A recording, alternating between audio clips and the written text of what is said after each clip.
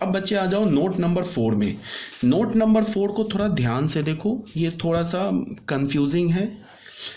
सबसे पहले ये सिंबल की बात कर रहे हैं, इसको हम लोग ऐसे लिखा ना हमने, इसका मतलब क्या होता है फॉर ऑल।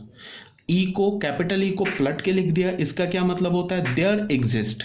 ठीक है, तो जैसे कि अगर मान लो हमने क्या लिखा, ऐसे हमने लिखा, इसका एग्जाम्पल देख लो।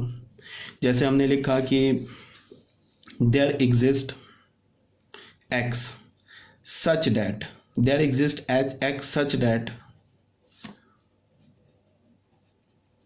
X square is equal to 9। अगर ऐसे लिखा हो तो इसको हम क्या रीड करेंगे, इसको क्या रीड करेंगे देयर एग्जिस्ट एक्स, मतलब एक ऐसा एक्स एग्जिस्ट करता है such that x square is equal to 9। तो ये एक ट्रू स्टेटमेंट है, बोल रहा है ना कि कम से कम एक ऐसा एक्स एग्जिस्ट करता है जिसका स्क्वायर ले लो तो वो 9 हो जाएगा। तो हमें पता है कि ऐसे तो 2 एक्स एग्जिस्ट करते हैं। ठीक है, एक तो -3 का स्क्वायर ले लोगे तो वो भी 9 आ जाएगा, एंड 3 का स्क्वायर ले लोगे तो वो भी 9 आ जाएगा। ठीक है, तो ये हमारे 2 सिंबल्स हो गए। तीसरा हमारा क्या होता है इम्प्लाइज डैट। थर्ड में क्या होता है ऐसे करके एरो लगाते, इसे हम क्या बोलते हैं इम्प्लाइज डैट। अगर हम ऐसे एरो लगा के ऐसे क्रॉस कर दें, इसका क्या मतलब होता है डज नॉट इम्प्लाइज डैट। ठीक है, इसका मतलब होता है इम्प्लाइज डैट, इसका क्या मतलब होता है डज नॉट इम्प्लाइज डैट। ठीक है, तो ये बात आ गई समझ में। अब जैसे देखो यहां मेरी बात को समझो, इम्प्लाई का क्या मतलब होता है, इसको अगर हम हिंदी में बोलेंगे तो क्या होगा, हिंदी में कैसे बोलेंगे इम्प्लाइज डैट को, इसका मतलब ये है कि, डज नॉट इम्प्लाइज डैट को क्या बोलेंगे, इसका मतलब ये नहीं है कि, हिंदी में बोलेंगे। ठीक है, क्यों बोलेंगे, क्योंकि हमें अगर इंग्लिश जो वर्ड होता है ना, हम लोग को का जो ब्रेन है ना, चाहे तुम कुछ भी कर लो, कितने भी इंग्लिश बोल लो, बट हमारा जो ब्रेन है वो हिंदी ही समझता है। आ रही बात समझ में। रीज़न क्या है, क्योंकि रीज़न ये है कि हमारा जो ब्रेन होता है ना उसमें स्टार्टिंग से हिंदी ही फीड है।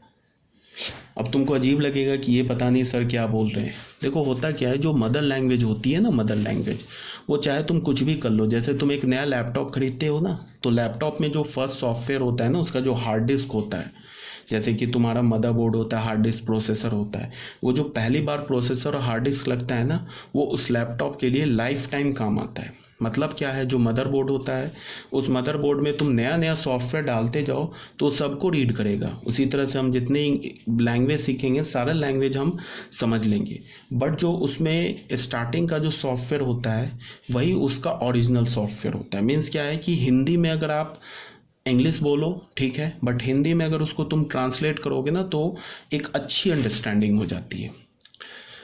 मैं क्या बोलना चाह रहा हूँ इसको सुनो।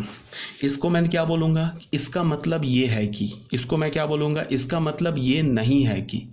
ठीक है, तो अब जरा क्वेश्चन नंबर 1 आ जाओ, इसको जरा बच्चे ध्यान से देखो। यहाँ क्या बोल रहा है, x is equal to 3 implies x is equal to 9, x square is equal to 9। अब मैंने क्या वर्ड इसको पढ़ा, इंग्लिश में क्या पढ़ा, इम्प्लाइज डैट। ये इंग्लिश वर्ड है, इम्प्लाइज भी इंग्लिश वर्ड है, डैट भी इंग्लिश वर्ड है। अब मैं इसको हिंदी में रीड कर रहा हूँ, देखो मुझे कितना बढ़िया आएगा समझ में। मैंने बोला कि x is equal to 3, x अगर 3 के इक्वल है तो इसका मतलब ये है कि एक्स स्क्वायर 9 के इक्वल है। तो अब जैसे ही मैंने बोला कि x अगर 3 के इक्वल है, इसका मतलब ये है कि एक्स स्क्वायर 9 के इक्वल है, तो ये बिल्कुल ट्रू स्टेटमेंट है। ठीक है, अगर x 3 के इक्वल है तो उसका स्क्वायर लोगे, कोई भी नंबर है अगर वो 3 है तो उसका स्क्वायर 9 के इक्वल होगा, तो ये ट्रू हो गया, कोई प्रॉब्लम नहीं है। अब आ जाते हैं क्वेश्चन नंबर 2 में।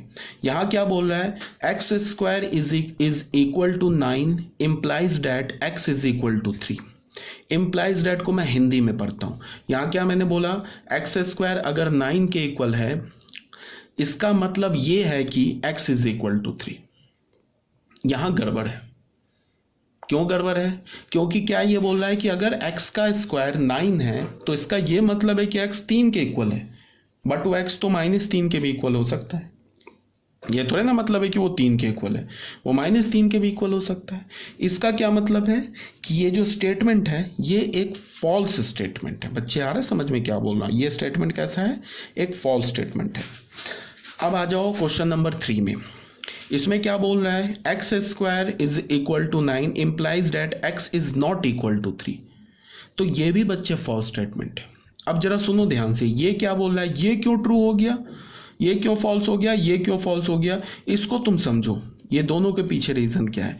ये फॉल्स इसलिए हुआ क्योंकि यहाँ क्या बोल रहा है कि अगर x² 9 के इक्वल है तो इसका ये मतलब है कि x 3 के इक्वल है। तो मैंने इसको कैसे डिस्कार्डेड किया? मैंने कैसे डिस्कार्ड किया? मैंने ये बोला कि x 3 के भी इक्वल हो सकता है और x -3 के भी इक्वल हो सकता है, इसीलिए गलत लिखा हुआ है। तो यहाँ पे इसको फॉल्स के पीछे का रीजन क्या है कि x is equal to -3 also. इसके पीछे फॉल्स होने का क्या रीजन है? ये बोलता है कि अगर x² 9 है, this implies that x is not equal to 3। ये तो साफ साफ गलत बोल रहा है। इसका मतलब है कि x² 9 है तो x 3 के इक्वल नहीं है।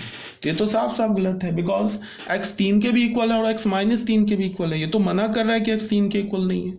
तो इसका मतलब क्या है कि ये भी फॉल्स है। ठीक है, नहीं, हमारा क्वेश्चन नंबर 3 भी हो गया।